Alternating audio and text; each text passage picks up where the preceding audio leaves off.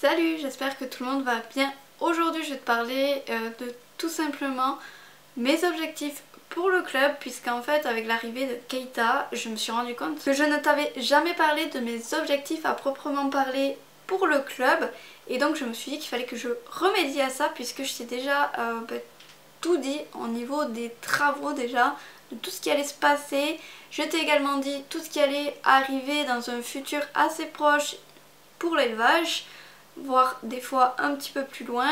Et sur le club en fait je t'ai rien dit, et donc voilà, il faut que quand même je t'explique quels étaient mes premiers objectifs, donc mes objectifs principaux, et quels sont les objectifs que j'ai actuellement, puisque le club grandit, vieillit aussi un petit peu, et du coup c'est normal d'avoir de temps en temps des nouveaux objectifs qui rentrent en compte. Alors comme tu le sais, j'ai commencé l'écurie en 2016 et le club vraiment en 2019. Et mon objectif à partir de là, c'était d'avoir 50 licenciés que j'ai obtenu la saison dernière. Donc pour moi, les 50 licenciés, c'était tout simplement le seuil que je voulais atteindre. C'était également la barre un petit peu des maximums, puisque je veux pas énormément plus de licenciés que ça. C'est-à-dire que mon gros plafond max c'est 60 et je les ai pas encore atteints, et je suis très contente de ne pas les avoir atteints. Et voilà, mon objectif ce serait entre 40 et 50 licenciés chaque saison. Ça fait déjà 2 saisons que j'ai réalisé cet objectif, donc comme je te le dis, je l'ai chaque année.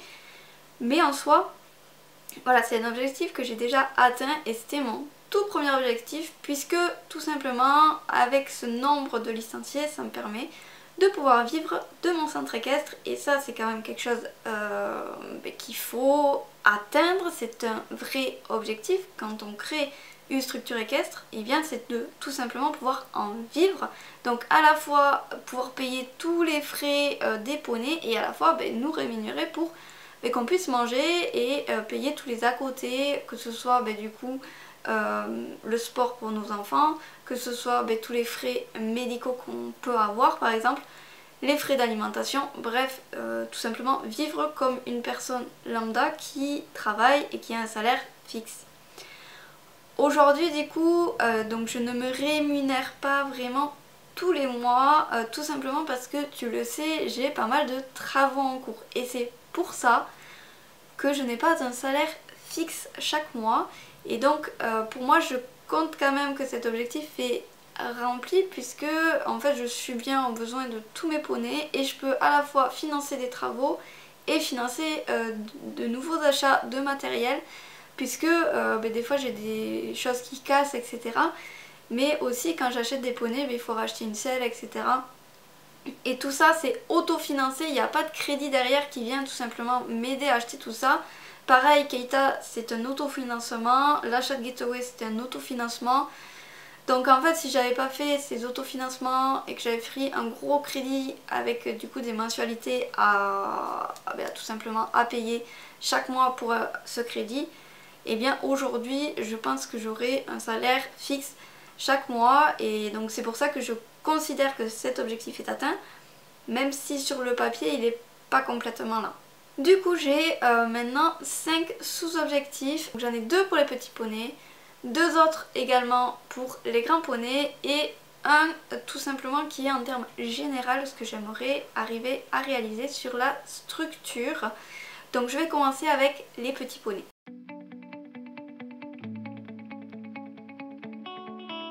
Alors, mon premier objectif chez les petits poneys, ce serait d'avoir tout simplement des chètes de compétition.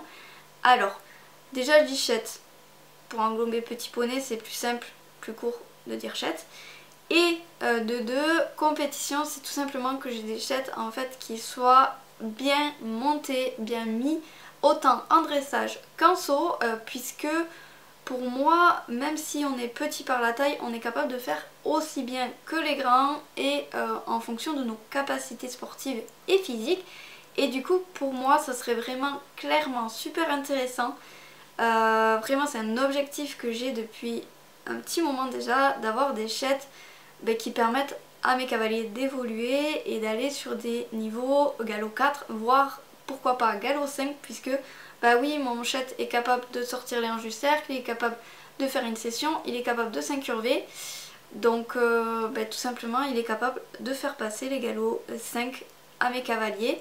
Donc oui, en hauteur de saut, on ne sera pas aux hauteurs qu'on a sur des poneys D, puisque je te rappelle que les épreuves poney A, la élite elle est à 50 cm, mais déjà sur un shed c'est pas mal quoi. Donc si on arrive à faire sauter 50 cm à son shed, c'est qu'on est capable après d'aller faire du 80 cm avec un poney plus grand, puisque la technique est la même. Donc ça c'est mon premier objectif concernant les petits poneys. Le deuxième il vient rejoindre un peu celui-là, qui serait tout simplement d'arriver à avoir une petite équipe de concours Shetland, donc pouvoir sortir en fait tout simplement Aloha, parce que elle gagnerait tout, vraiment je suis sûre à 100%, une fois qu'elle aura trouvé ses petits pilotes, ça va lui faire super plaisir et elle va s'éclater, les cavaliers aussi. Domino il a déjà fait 2 concours et sur les 2 il s'est éclaté, donc j'aimerais vraiment avoir des petits cavaliers qui le prennent en concours. Et Keita, j'ai vu ses allures, je suis sûre qu'elle ferait vraiment super bien sur un carré de dressage. Et donc pourquoi pas amener les premiers concours dressage grâce à elle. Voilà, donc bien sûr Domino Aloha pourrait sortir également dressage, mais voilà, j'aimerais vraiment faire cette petite équipe concourchette. Voilà, ça me tient vraiment à cœur et on croise les doigts, j'espère que je pourrai un jour le réaliser.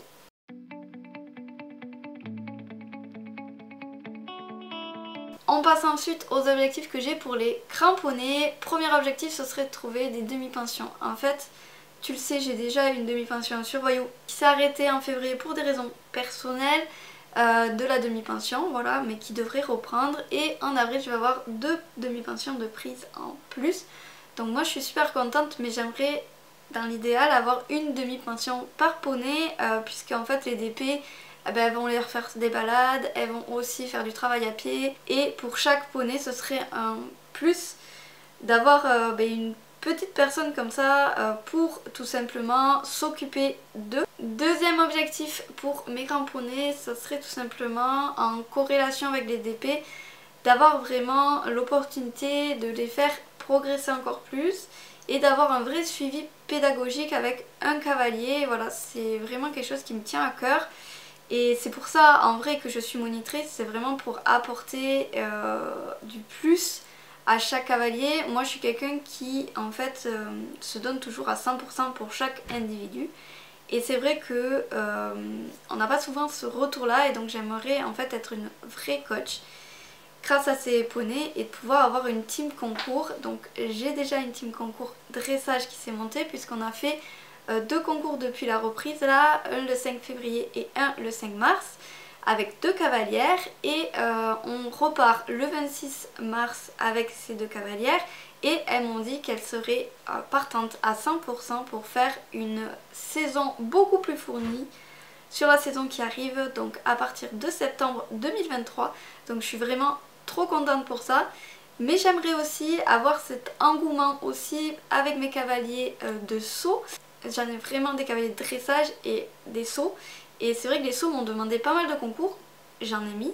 Sauf que il n'y a pas vraiment une équipe qui se forme. Et puis voilà, c'est plus du ponctuel en fait en termes de concours. Et donc j'aimerais améliorer ça tout simplement et avoir cette petite équipe qui se forme au fur et à mesure. Donc ça rejoint tout simplement l'objectif aussi que j'ai pour mes chètes.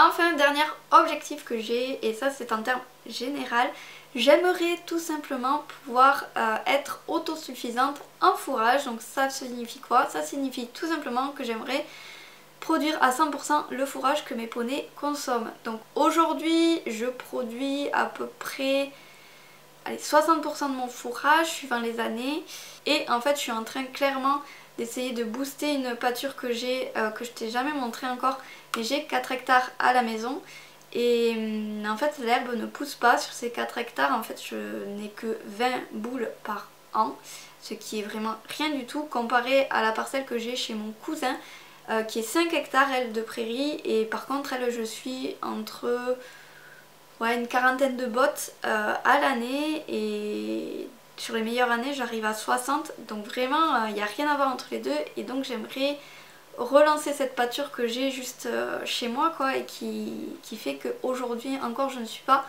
autosuffisante en fourrage. Je ne sais pas si vous entendez la pluie, mais il y a un sacré déluge à la maison. Je suis vraiment contente d'être de repos aujourd'hui. Voilà, parce que la semaine dernière je l'ai pris sur la tête ça. Voilà. Bref, j'arrête cette vidéo là parce que je t'ai dit tous mes objectifs que j'avais pour le club. J'espère en tout cas que cette vidéo t'a plu et puis je te dis à très bientôt pour la prochaine. Bye!